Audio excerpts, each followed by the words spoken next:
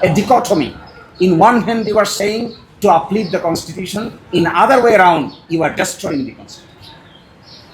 আরও interesting, supreme court সচিবালয় হয়েছে একটা রিট পিটিশনের রায়ের প্রেক্ষাপটে। বাংলাদেশ সংবিধানের 116 অনুচ্ছেদ অসাংবিধানিক ডিক্লেয়ার করেছে আমাদের সুপ্রিম কোর্ট, এবং 6 মাসের ভিতরে পৃথক বিচার বিভাগীয় সচিবালয় প্রতিষ্ঠান নির্দেশ দিয়েছে। এই মর্মে একটি অধ্যাদেশ হয়েছে, ফাংশনও শুরু করেছে, পরিপূর্ণ ফাংশন করে নাই, আংশিক ফাংশনও শুরু করেছে। এখন এসে তারা বলছেন এই সচিবালয় অধ্যাদেশের মধ্যে সেকশন 7-এ তারা পরিবর্তন চান। কি পরিবর্তন? সরকার উপযুক্ত মনে করিলে গেজেট নোটিফিকেশনের মাধ্যমে কার্যকর করতে পারবে। এই সরকার উপযুক্ত মনে করিলে কথা যোগ করতে চান। সরকার উপযুক্ত মনে করিলে যদি এটা ফাংশন করতে পারে, তাহলে এই আইনের দরকার কি? এই সরকারের উপযুক্ততার নীতি থেকে বের হওয়ার জন্য এটা এত সংগ্রাম। সেখানে ছিল উপযুক্ত কর্তৃপক্ষ, আইন মন্ত্রণালয়। এখন বলছেন সরকার উপযুক্ত মনে করিলে। সরকার উপযুক্ত মনে করিলে বদলি হবে, উপযুক্ত মনে করিলে মঞ্জুরি হবে, উপযুক্ত মনে করিলে ছুটি হবে, উপযুক্ত মনে করিলে শৃঙ্খলা হবে, উপযুক্ত মনে করিলে পদোন্নতি হবে। তাহলে অধস্তন বিচারকদের স্বাধীনতা কোথায় থাকবে? অধস্তন বিচারকদের স্বাধীনতা পরিপূর্ণভাবে তারা আর্টিকেল 116 অ্যাপ্লাই করে করবেন মর্মেই তো এত সংগ্রাম, এত কিছু। তৎকালীন প্রধান বিচারপতির নেতৃত্বে সেপারেট সচিবালয় উদ্বোধন করা হয়েছে। এখন এসে যে লাও সেই কদুতে আবার ফিরিয়ে নিতে দিতে চাচ্ছেন। আমাদের বিবেচনায় এগুলো বিচার বিভাগীয় সংস্কার, সাংবিধানিক সংস্কার এবং ট্রান্সপারেন্সি অ্যাকাউন্টেবিলিটির সংস্কার প্রক্রিয়াটাকে এজ এ হোল তারা বাধাগ্রস্ত করছে। তারা দেখেন দুদকের প্রধান সার্চ কমিটি তারা নিগেট করে দিচ্ছেন। তারা নিগেট করে দিচ্ছেন মানবাধিকার কমিশনের তদন্ত করার ক্ষমতাকে নিগেট করে দিচ্ছেন। তাহলে আপলিট করছেন কি? বিচারকদের ইন্ডিপেন্ডেন্স নিগেট করে দিচ্ছেন। সুপ্রিম কোর্টের বিচারক নিয়োগ করার আইনকে নিগেট করে দিচ্ছেন। তাহলে পাশ করছেন কি? রিফর্মের কি হবে? সংস্কারের কি হবে? এত অধ্যাদেশের ফিউচার কি হবে? আর একটি কথা বলে আমি শেষ করে দিচ্ছি আপনাদেরকে। ব্যাংক রেগুলেশন অধ্যাদেশ নামে একটি অধ্যাদেশ আছে, যার মাধ্যমে কতিপয় ব্যাংকে একত্রীকরণ করা হয়েছে। একই সাথে আরেকটি কাজ করা হয়েছে, সেখানে ব্যাংক থেকে যারা টাকা ডিফালকেট করেছেন, মানি নিয়েছেন, লন্ডারিং করেছেন, তাদের বিচারের পরিপূর্ণ রোডম্যাপ আছে এই আইনে। তারা এসে বলছেন এই আইনটাকেও তারা ল্যাপস করে দিতে চান। কেন? তাহলে ওই মানি লন্ডারিং এর চাপে পড়েছেন নাকি?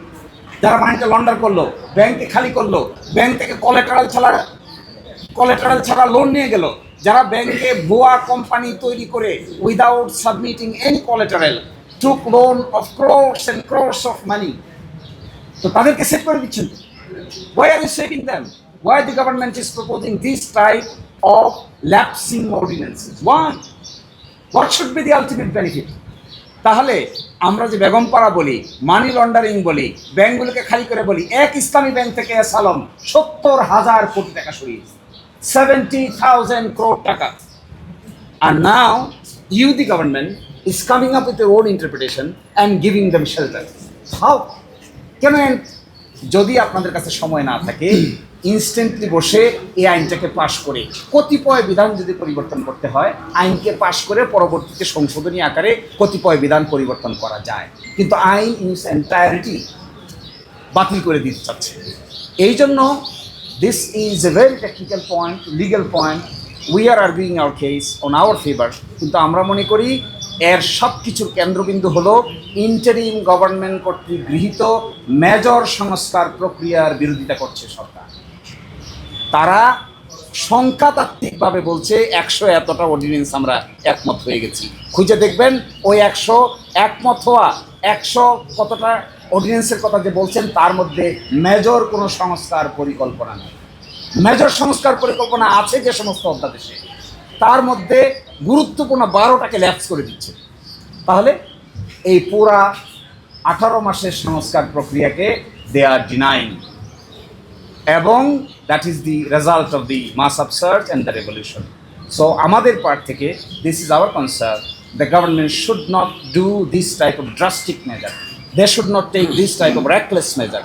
তাহলে পার্লামেন্টকে মেজরিটি জুড়ে ব্যবহার করে এগুলো করা উচিত না, বরংস স্টেক হোল্ডারদের সঙ্গে কথা বলে উপযুক্ত সমাধান বের করা উচিত। Otherwise country will suffer a লট।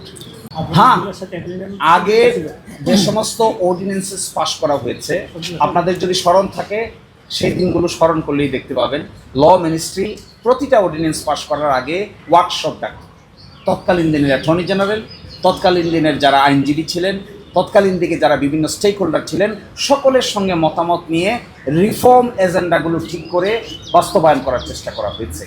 আমাদের দেশে আপনারা দেখবেন সাংবিধানিক প্রতিষ্ঠানগুলোকে সাধারণত কেউ স্বাধীনতা দিতে চায় না, কারণ সকলেই ক্ষমতা হাতে কক্ষিগত করে রাখতে চায়।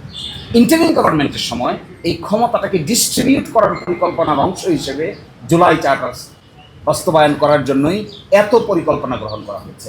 আবার যদি সেই ক্ষমতা কুক্ষিগত হয়ে এক ব্যক্তির হাতে কেন্দ্রীভূত হয় তাহলে তো ঘুরে ফিরে সাংবিধানিকভাবে আরেকটা ডিকটেটরিয়াল টেন্ডেন্সি ক্রিয়েট হবে। ফর এক্সাম্পল দেখেন, দুইবারের বেশি একজন ভদ্রলোক প্রাইম মিনিস্টার হতে পারবেন না। রাষ্ট্রপতি এবং প্রধানমন্ত্রীর মধ্যে ক্ষমতার ভারসাম্য থাকবে। সাংবিধানিক প্রতিষ্ঠানগুলোকে সার্চ কমিটির মাধ্যমে গঠন করে নিয়োগ দেওয়া হবে। যাকে ইচ্ছে তাকে হায়ার করা, যাকে ইচ্ছে তাকে ফায়ার করা যাবে না। এগুলোর পারপাস কি? এগুলোর পারপাস হলো ক্ষমতাটা যেন এক দুইজন ব্যক্তির কাছে কেন্দ্রীভূত না থাকে, এই প্রক্রিয়াটাকে ডিসেন্ট্রালাইজ করার অংশ। এখন যদি ঘুরে ফিরে এই ক্রিয়েটিভ অর্ডিন্যান্সগুলোকে আবার বাদ দেওয়া হয়, এই অর্ডিন্যান্সগুলোকে আইনে পরিণত করা না হয়, তাহলে তো ক্ষমতা will be centralise, power will be centralized to particular party, particular ব্যক্তি, particular group. Then consequence will be the same thing as it happened before.